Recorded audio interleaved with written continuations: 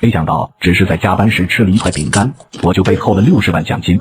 可是他们不知道这个公司全靠我，没有我，他们连工资都发不起。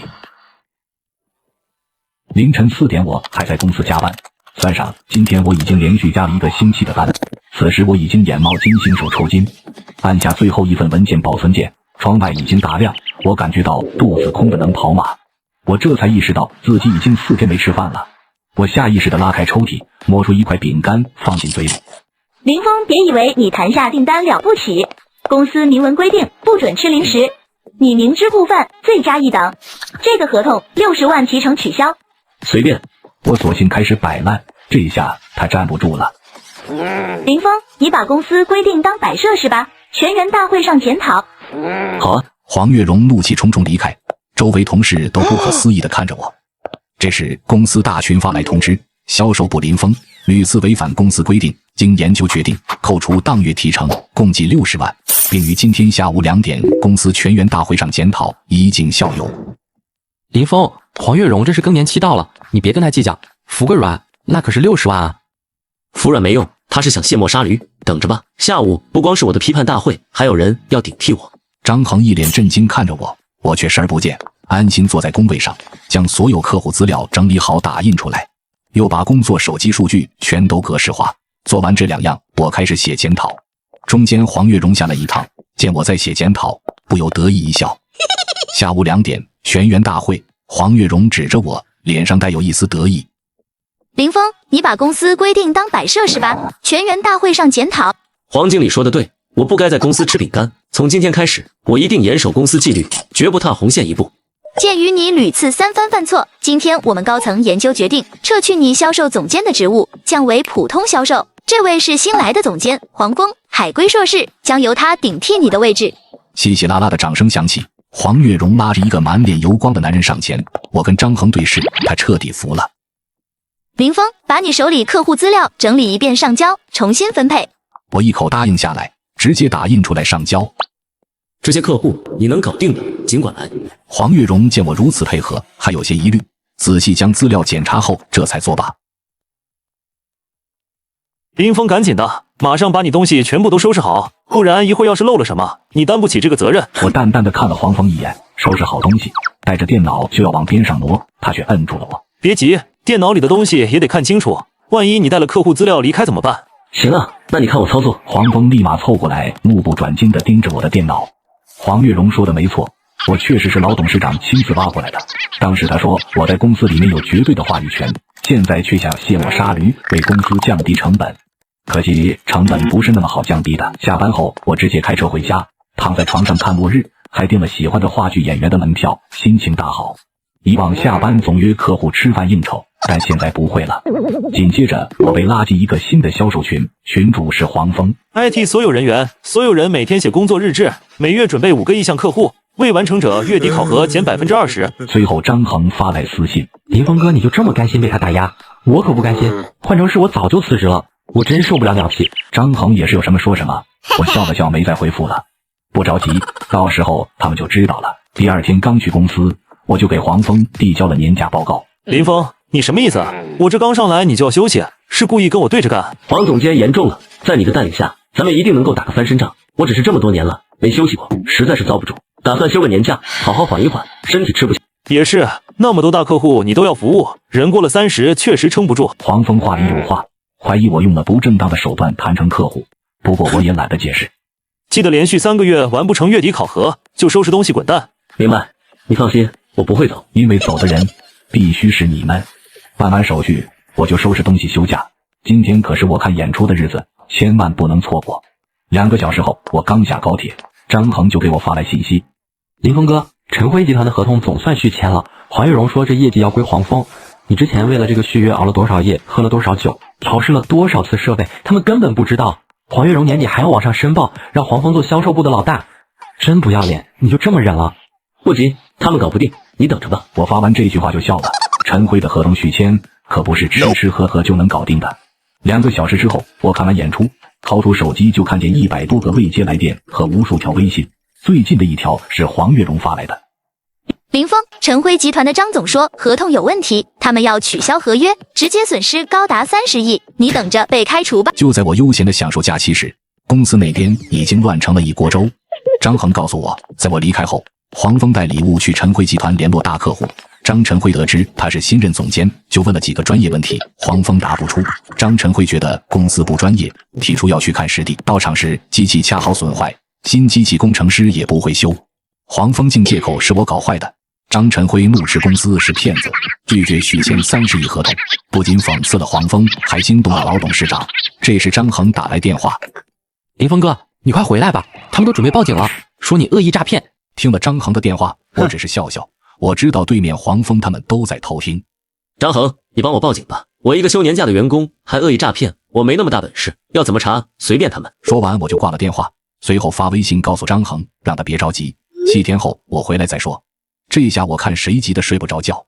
公司众人着急不已，得知我说要等休假回来后再说后，众人立刻愤怒起来。黄经理，这次还要报警不？我现在就叫警察来。报警，现在就报。黄蜂，你不是机械工程专业的吗？你赶紧找人过来修设备。你放心，我一定搞定。说完黄蜂就打电话去摇人。张恒心里偷笑，实时给我直播。我看着众人的表情，忍不住笑出声。这群人只知我是销售，却不知我是机械工程专业出身，导师是行业大佬。这台机器正是他设计的，维修也只有我们亲传弟子会。此前我搞不定时，一个电话就能叫来作为师兄的甲方老总帮忙，所以我常常能敲定合作。除了用心经营，也靠导师和师兄们的面子。人脉就是钱脉，可惜他们压根就不懂。如今公司为小事赶我走，还不给我60万提成。既然如此，我也不会客气。黄蜂请来的维修工程师都是跟他差不多水平的半吊子，看到机器后，没过一会儿就自以为找出了问题。没啥大问题，就是螺丝松了，拧紧了就行了。不行，螺丝以前的工程师说过了，不能动，一动这整条线都会垮。我还不知道你们动工之前还上香呢，别危言耸听了。如果真的管用，你们现在就不会找我了。黄蜂请来的维修师也是他铁哥们，直接拧紧了螺丝，然后按下了按钮，随之整个生产车间机器开始运转，轰鸣起来。看见没有，这就是实力。也不知道以前那个林峰给了你们什么好处，一天到晚就知道在这儿帮他说话。我看还没等他说完，就听见机器发出了咯吱咯吱的声音，紧跟着便颤抖起来，异响声越来越大。黄蜂和维修师顿时惊呆，快断电！刚到断了电，机器颤动了好几分钟才彻底停下，但还在不断发出刺耳尖锐的爆鸣声。怎么回事？快打开看看！维修师急忙去打开机器外壳，结果刚一打开，里面就冒出白烟，彻底废了。不止如此，刚才拧紧的那颗螺丝已经断了，掉了的半截还在机器底层。如果想要把螺丝给拿出来，那就只有把整个机器给拆了。看到这一幕，两人都傻眼了。都跟你说了不能拧紧，你还不信邪？也不知道哪里找来的草包，没有金刚钻别揽瓷器活啊！现在好了，彻底怕我了。行了，上次的工程师是 Z 公司的陈工，去把他请来好了。黄经理，陈工可不是普通的维修师傅，那可是 Z 公司赫赫有名的大佬，也是整个行业的大佬，恐怕你亲自出马，人家都未必能过来。之前能来是看在林总监的面子。哼，他能有什么面子啊？仗着自己长得帅。你要不信，那就去试试。说的跟请天王老子一样，不就是修台机器，多给钱就是了。好了，你去搞定机器，我跟张晨辉联系。这次晨辉集团的单子可不能砸了。张恒后来告诉我，警察其实已经来过了，了解经过后，发现并非恶意诈骗，反而训了黄月荣等人。黄月荣想将责任推给我，却因机器故障，张晨辉毁约而腹背受敌。他们联系不上陈工，机器停产后所有合作方催交货，如果错过最佳时间，需赔1000万违约金。现在黄月荣也束手无策了。就在黄月荣和黄蜂在厂房里急得团团转的时候，我正在导师家看望我的导师和几位师兄，恰好他们口中的那位陈工陈启阳就在这里。小师弟也在这儿，你们公司炸开了锅，到处都在找我。就在黄月荣和黄蜂在厂房里急得团团转的时候，我正在导师家看望我的导师和几位师兄，恰好他们口中的那位陈工陈启阳就在这里。小师弟也在这儿，你们公司炸开了锅，到处都在找我，是找你修机器？可不是嘛，我都没搭理他，一开口就说给我2万块钱让我赶过来，他真的以为我差他那一点儿。他们还以为我每次都收了回扣。老师听完不禁冷哼一声。他们那种人你也就别管了，有什么事回头让他们亲自来求你。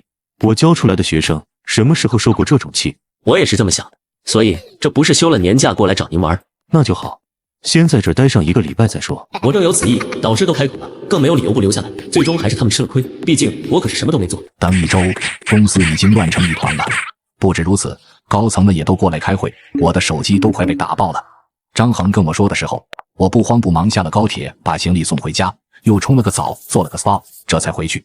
当我到了会议室，里面坐了很多人，我扫了一眼，没有老董事长，但是黄月荣已经被骂得抬不起头来了。看到我进来，立马站起身。这件事都是因为林峰，你们要找我，我没有意见，可是林峰也必须得负责任。林峰，你说这事儿怎么解决？我什么都不知道，我休了年假，对于这事儿我也是爱莫能助。你说什么？陈工说之前是看在你面子上才答应修设备，现在我们根本就请不到他。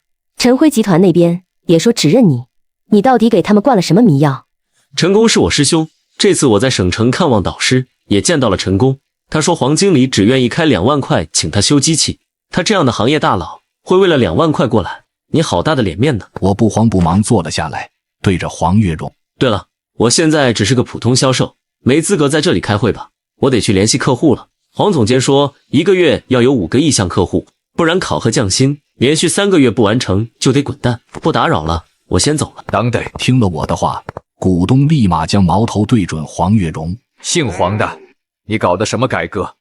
未经同意就把林总监撤了，谁给你的胆子？黄月荣被骂得抬不起头，我双手环抱，冷眼旁观。我不信他们不知道黄月荣的行动，现在无法收拾了，才想到我。我也不蠢，凭什么要受这委屈？是我糊涂，林峰，你想想办法，请你师兄来修设备吧。公司现在每天损失好几百万，合作商也都在催，还有陈辉的合同价值几千万。你作为公司员工，要是完不成，你可是要负法律责任的。我一个小销售哪能管这些？搞砸了要赔好多钱。之前你说陈辉单子要我赔30亿还报警，差点吓死我。我可不敢掺和这些大事。这事是我的错，我也只是随口一说，你别放心上。我可不敢。您那随口一说，吓得我连夜找导师哭诉了10几回。老师说了，大不了别干了，随便介绍给我个厂子，也比在这儿受气强。股东听到导师劝我离开公司，立马大惊失色。林总监，别，我们一定给你交代。梁总转向黄月荣，怒气冲冲。黄月荣，你用人不当，停职接受调查。看着他俩一唱一和，虽然我嘴上没说，但我知道这只是缓兵之计。林峰、陈辉合同续签，我们立马发放提成和补偿。这件事老董事长同意吗？董事长同意，我们已经请示过了。原来请示过了啊，我还以为他老人家对我的遭遇一无所知呢。我的话扎破了最后一层窗户纸。会议室安静下来，股东脸色变得不自然，因为这件事从头到尾他们都知道。梁总，我没那么贪心，只想纯粹做销售，但不喜欢过河拆桥。解决方案很简单：第一，我的提成1分不少，今天到账；第二，设备修缮上门费2万，1个小时1万；第三，陈辉的合同我要额外1个点的奖励。林峰，你这是狮子大开口。别说我没多要，就算我要的多，你又能怎样？黄月荣被噎得半口气没上来。此时老董事长接通了视频会议，梁总将我的要求汇报给老董事长，气氛凝重。就按照林峰说的去做，陈辉的合同必须签下，机器也要修好。林峰，你的提成我答应了，这次成了，我再给你1个点。那就多谢董事长了。事情就这样定了调。我明白，当我拥有不可替代的实力时，一切问题都不再是问题。我立即联系了师兄陈启阳。行啊，上门2万，1个小时1万块钱，要让他们知道咱这技术不是开玩笑的。师兄，你出马一定可以。师兄到了公司，机器问题迎刃而解。这一次修好机器，师兄足足拿了10多万。而黄峰和他找来的人，因为损坏价值千万的设备，被公司起诉，付出了惨重代价。随后，我亲自到陈辉集团拜访张晨辉，解释了误会。林峰，那天我看到那2人过来，就知道他们没安好心，就故意提出要看现场。果不其然，要专业没专业，要人品没人品，机器都弄坏了。幸亏我没搭理他们。现在看到你回来了，我这才放心。那就多谢您了，张总。咱们两个还说什么戏？都是朋友。我儿子吵着闹着要见你，你有时间了去看看他。我一口答应下来，续签合同自然水到渠成，公司运营暂时恢复正常。黄蜂不但被开除了，并还被追究了法律责任。黄月荣也被降为普通员工，我重新回到了销售总监的位置。我坐在工位，翻看黄蜂留下的毫无意义的工作日志。一个没实力的水硕，还妄想取代我的位置，自不量力。黄月荣走到我工位旁，眼神嫉妒。林峰，你确实有几分本事，连老董事长也站在你这边。但是，如果不是因为你有个好导师、好师兄，你肯定不会这么好过。谢谢你的夸奖，不过你别忘了，不是什么人都能做我导师的徒弟，你差的不只是运气，还有能力。黄月荣顿时脸色铁青离开。提成和额外奖励很快到账，我躺在沙发上，一个念头开始在心中萌芽：靠别人不如靠自己。看来是时候离开这个破公司，自己开疆拓土了。老董事长暗自纵容黄月荣的嚣张跋扈，这一桩桩一件件，老子全都要加倍还回来，绝不会手软。为了培养自己的实力，我开始有意识地培养张恒这些销售员工。我不吝惜自己的经验，但是能不能做到就看他们的了。销售部会议上，我向大家宣布，从今天开始，大家还跟以前一样，该怎么做就怎么做。我从来不做那种落井下石的事，只要业绩完成了，别说吃饼干了，你就是在办公室睡觉，我都不会管。听完，大家激动的鼓起掌，脸上露出幸福的笑。60万到手，再加上额外奖励，我给自己换了个房，住到了大平层里，躺在宽敞的沙发上，长舒一口气。有钱就是好，我从来都不吝惜给自己花钱，而且我也舍得给自己投资。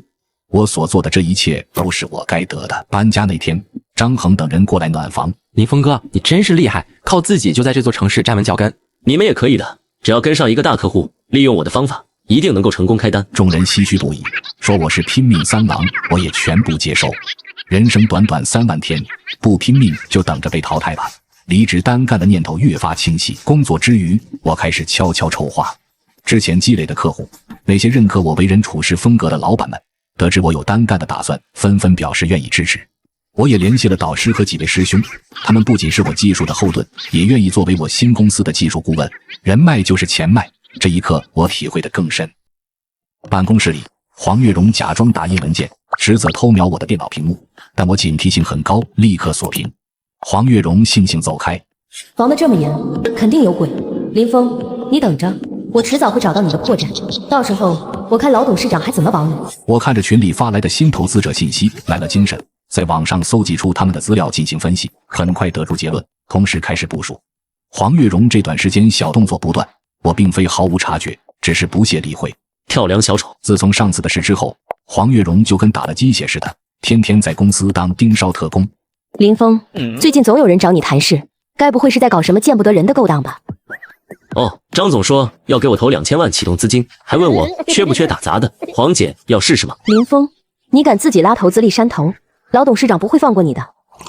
哦，张总说要给我投2000万启动资金，不是拉投资，是自己当老板。毕竟谁乐意天天看监控探头上班啊？林峰，你少在这装模作样，你拿着公司资源拉资源，就是吃里扒外。我现在就去跟老董事长说，让他把你这种蛀虫赶出公司。黄月荣随后疯了似的冲进电梯，生怕晚1秒我就跑了。我对着他的背影嗤笑一声，继续喝我的奶茶。第二天高层会议，老董事长坐在主位，先冲我举了举杯。小峰厉害，不仅稳住陈辉的单子，还帮公司拉来新投资，是块好料子。董事长，您可别被他骗了，林峰根本没给公司拉投资，他是在偷偷给自己拉资源。想……黄月荣刚要开口告状，老董事长话锋一转，打断了他。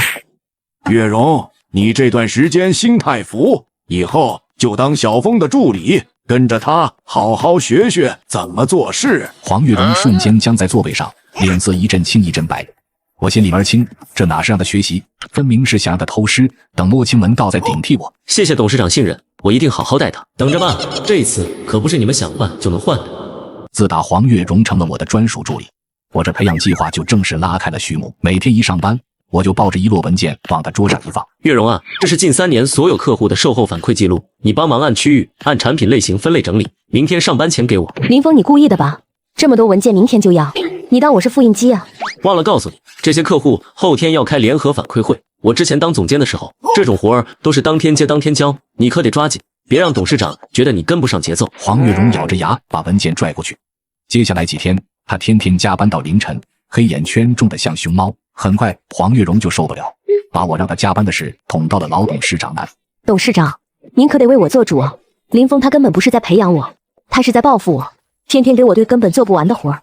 哦，小峰怎么说？恰好我刚到门口，听到这话，直接推门进去，一脸无辜。董事长，冤枉啊！我这都是按照当年您教我的方式在带月荣，您忘了？我刚进公司的时候，您让我一个月跑遍50个城市的客户，每天写2万字的市场分析，那时候我可是3天3夜没合眼的。我想着月荣有能力，多锻炼锻炼才能接更大的担子，没想到他误会了。月荣，小峰也是一片好心，年轻人多吃点苦怎么了？回去好好反省，别总想着挑别人的错。我知道了。黄月荣灰溜溜走出办公室，路过我身边时，恨不得用眼神杀了我。我平静冲他比了个中指。接下来该启动我的计划了。对走黄月荣这档子破事，不过是职场小插曲，犯不着放在心上。周末一到，我直接约了导师和师兄们碰头，打算聊聊筹备新公司的事儿。刚坐下，陈启阳就笑着扔过来一个文件夹。小师弟，瞅瞅，这几个高端制造业大客户，以前跟咱搞技术合作时就服你，听说你要单干，一个个主动凑上来要签长期合同。对了，那破公司之前把你坑得那么惨，要不要咱哥几个帮你搞点事情？跟那群只会窝里斗的垃圾较劲，掉价，他们配让我花心思复仇？安分点，别来烦我。就算烧高香，要是敢凑上来找不痛快，我直接改变行业规则。到时候他们能不能混口饭吃，都得看我心情给不给机会。你这小子比我年轻时候还狂，不过我喜欢。跟烂人掰头纯属浪费时间，把自己的摊子支棱起来，让他们连仰望你的资格都没有，才是真本事。对了，办公场地我给你搞定了，市中心科技产业园，留了整整1层楼，租金打5折，下周就能签合同，设备啥的都给你配齐了。我去，导师你也太给力了吧！客户有了，场地有了，现在就差几个能扛事的兄弟齐活了。周一刚到公司，张恒就哭丧着脸凑到我身边，手里捏着一张工资条。林哥，公司要搞什么降本增效，把咱们的工资砍了一半，这日子没法过了。就是啊，林哥，这工资根本不够生活，再这样下去，咱们都得喝西北风。大家先别急，安心把手里的活干好，别让公司抓住把柄。对了，我这边最近有个新机会，是我自己筹备的公司，薪资比现在高2倍。要是感兴趣，下班咱们找个地方详细聊聊。真的啊，林哥，你真的要自己开公司了？我笑着点点头，其他同事激动地凑到我跟前。我们去，只要跟着林哥干什么都行。几个人对视一眼，毕竟谁也不想放着高薪和前程不抓，留在这压榨人的公司受气。我看着他们的样子，心里乐开了花。这不员工也齐活了，接下来就该跟这破公司说再见。正在畅想我的新公司发展，没想到张恒走了过来，表情严肃。林哥，黄月荣这几天上蹿下跳，好像一直在联系你过去的客户。张恒说完，还警惕地瞥了眼黄月荣的弓背，见他正对着手机屏幕窃窃私语，手指飞快打字，那架势活像在密谋什么惊天大事。他爱联系谁联系谁，咱们手里有客户有技术，他就算搬来救兵也没用，你盯着点，别让他乱动咱们手头的客户资料就行。放心，林哥，我早就把重要文件加密了，他就算想偷也偷不了。黄月荣像是察觉到我们在说他，猛地抬头瞪过来，我却冲他挑眉一笑，气得他把手机拍在桌上。我开车赶到导师说的办公地点，推开门的瞬间，我眼睛都亮了。办公区、会议室、休息区划分得清清楚楚，比之前公司那拥挤的格子间强了不止10倍。导师站在一旁笑着看着我。怎么样，这地方够气派吧？周边地铁、公交都方便，员工上下班也省心。太完美了，简直就是为咱们公司量身定做的。后续招聘我也帮你打听好了，几个做过高端制造销售的老手，之前跟我有过合作，听说你要创业，都愿意来试试，下周就能安排面试。谢谢您，要是没有您和师兄们，我哪能这么顺利？之后我和导师敲定装修风格、设备采购等细节结束后，我哼着歌开车回公司，脑子里已经开始畅想新公司开业的场景，我嘴角不禁勾起一丝微笑。黄月荣还有老董事长，之前你们怎么给我添堵，往后我就怎么一步步让你们栽跟头，看谁能笑到最后。下班后，我把张恒、李姐、小王3个核心同事叫来，刚说完新公司的办公环境、薪资待遇和股份分配，张恒就激动起来。林哥，这待遇比现在好太多了。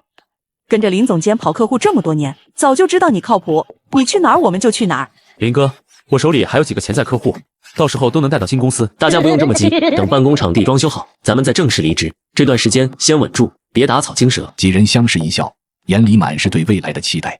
第2天刚上班，老董事长就急匆匆把我叫进办公室，脸上堆着少见的笑容，递过来一份合作意向书。小峰啊，咱们公司要发大财了，鼎盛集团想跟咱们合作1个亿的项目，对方老板亲自点名说只认你，别人谈都没用。鼎盛集团，他们怎么突然想跟咱们合作了？还不是因为你之前帮他们解决过设备难题，人家说了，就信你的专业能力，你可得好好把握。这单成了，年底给你再分5个点。我心里暗笑，鼎盛集团的张总明明是上周师兄介绍给我的潜在客户，现在却打着指定合作的旗号来找公司，分明是给我送离职礼来了。总经理，这事儿有点难办啊，我最近手头客户多，忙不过来，要不让黄总监试试？他现在可是我的助理，也该独当一面了。别瞎闹，黄月荣要是能行，鼎盛集团能点名找你，你赶紧准备准备，下午就去跟张总谈。老董事长坐在办公桌后，眼神严肃。小峰，鼎盛集团这单是今年的重头戏，拿下它，公司下半年的业绩就稳了。你尽管放手去干，要人给人，要资源给资源。董事长放心，我一定全力以赴，绝不让您失望。走出办公室时，我用余光瞥见黄月荣躲在走廊拐角，见我出来，立刻装作整理文件。这女人还真是阴魂不散。谈判当天，我带着张恒、李姐和小王准时赴约。鼎盛集团的张总坐在主位，看到我们，笑着起身迎接。林老弟，早就听说你能力出众，今天一见，果然名不虚传。张总过奖了，我们这次带来的方案结合了贵公司的生产需求和行业趋势，保证能帮您降本增效。李姐熟练地打开 PPT， 小王同步分发资料，张恒则负责补充技术细节，几人配合默契。张总边听边点头，时不时提出问题，都被我们一一化解。谈判尾声，我直接道出了我的目的。张总，实不相瞒，我近期打算自己创业，专注高端制造领域的销售与服务，团队就是我身边这几位。太好了，我早就觉得你不该屈居人下，这样只要你新公司一成立，我们立马终止和你现公司的合作，跟你签长期协议。那就多谢张总信任，我们一定不会让您失望。回到公司，老董事长立刻召集高层开会。我刚进会议室，所有人的目光都聚焦过来。小峰，干得漂亮！鼎盛这单拿下，你就是公司的功臣。从下个月起，你升为销售副总，薪资翻倍，再给你配辆车。谢谢董事长栽培，这都是团队的功劳。黄月荣坐在角落，脸色铁青。散会后，他故意拦住林峰，你别太嚣张，这公司还轮不到你说了算。我跟老董事长这么多年，只要我开口，随时能让你丢掉现在的一切。黄姐，职场看的是能力，不是资历。与其指望别人给你撑腰，不如自己拿出真本事，省得总在这干着急。说完，我转身就走，留下黄月荣气得撞墙。周末，我带着张恒等人去看正在装修的新公司，办公桌椅已经陆续进场。林哥，咱们什么时候开业？我都等不及要搬过来了。下月初就能完工，开业前咱们再把销售部的老郑、技术部的阿凯挖过来，他们早就对公司降薪不满了。老郑手里有好几个稳定客户，阿凯技术过硬，有他们加入，咱们团队就更齐了。此时每个人脸上满是对未来的期待。我掏出手机给导师发了条消息：导师，新公司筹备顺利，就等开业了。此时的我嘴角扬起笑容。黄月荣的嫉妒，老董事长的挽留，都即将成为过眼云烟。属于我的战场即将拉开序幕，而这场仗我势在必得。我攥着辞职报告，推开门时，老董事长正端着茶杯哼小曲。董事长，这是我的辞职报告。你说什么？鼎盛的单子刚拿下，我正要给你升副总，你现在要辞职，疯了吗？感谢董事长器重，但我有自己的规划，还望您批准。话音刚落，黄月荣不知从哪冒出来，站在一旁，脸上写满得意。哼，林峰，你走就走呗，别在这装模作样。没了你，公司照样转。你那点本事我早就摸清了，不就是靠关系陪客户吃饭吗？黄月荣，你给我闭嘴！这里有你说话的份儿吗？我知道老董事长呵斥黄月荣不过是做做样子，他早想让黄月荣顶替我的位置，而黄月荣也仗着这一点才敢这般嚣张，真以为没了我他就能稳坐高位。哼，青山不改绿水长流，我们走着瞧。董事长，您就别揣着明白装糊涂了。黄月荣针对我，削我职权，扣我血汗钱，你一直默许不说，不就是想等我撑不住走了，让他顺理成章顶替我？老董事长听了我的话，脸色一阵红一阵白，狠狠瞪向黄月荣。我说的是实话啊，他根本就没什么真本事，全靠拉关系。滚出去！再敢多嘴，明天就不用来上班了。黄月荣攥着拳头跑了出去。此时办公室里只剩下我和老董事长，他盯着辞职报告，突然沉下脸。林峰，你的单子还没有谈完，让公司蒙受损失是要负法律责任的。看到他这副态度，我也索性不装了。之前黄月荣因为一块饼干把我降为普通员工的时候，你怎么没跳出来？我这是想历练你。历练？这话留着去跟我的辞职报告说去吧。说完就见张恒、李姐、小王等人举着辞职报告齐刷刷走进办公室。也使了你，林哥走了，这破公司谁爱待谁待。也使了你。老董事长气得浑身发抖，嘴唇哆嗦着说不出话。我们头也不回地走出董事长办公室。办公室里，老董事长看着桌上一堆辞职报告，猛地将茶杯摔在地上，随后抓起电话。不管花多少钱，都要把最好的销售团队挖过来。还有，去查林峰去了哪个公司，我倒要看看他林峰能蹦跶多久。老董事长攥着电话，直通鼎盛集团张总，语气强装镇定。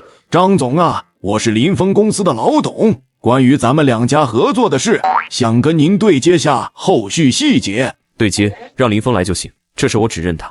实在抱歉，林峰刚从公司离职，后续由我亲自跟进，保证比他做得更到位。林峰离职了，那咱们的合作就不用谈了。我跟你们公司合作，冲的就是林峰的面子。他走了，咱们的合作到此为止。啪的一声，电话被挂断。老董事长盯着忙音的听筒，气得把手机摔在桌上。刚要发作，财务总监跌跌撞撞冲进来，手里的报表都散了一地。董事长，不好了，不知道是谁把林峰离职的消息捅了出去。咱们合作的10几家公司，今天全发来了终止合作函，说只认林峰，他走了就不跟咱们玩了。什么？话音未落，黄月荣踩着高跟鞋噔噔噔走进来，脸上挂着笑容。董事长，您看，是我把林峰离职的消息散布到行业群里的，我还添了几句，说他是忘恩负义的白眼狼，靠公司资源跳槽单干，保证让他在业内混不下去。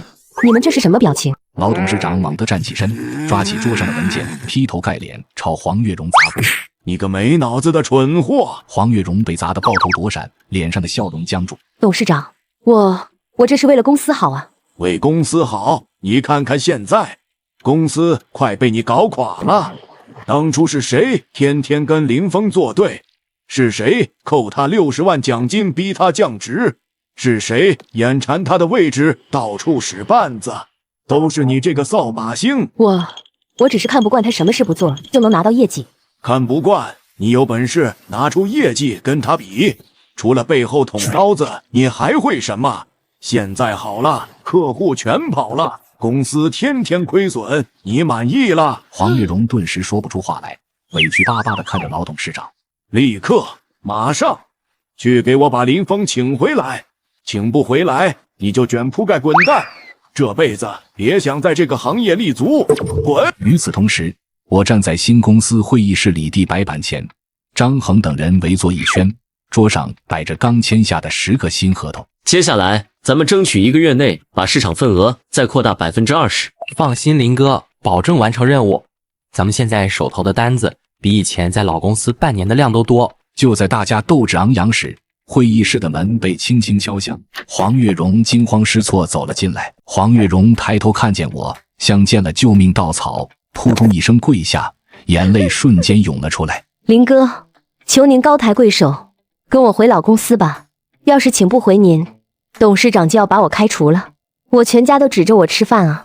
林哥，当初扣我60万奖金，指着我鼻子骂的时候，你可不是这么说的。我错了，林哥，我那时候是猪油蒙了心。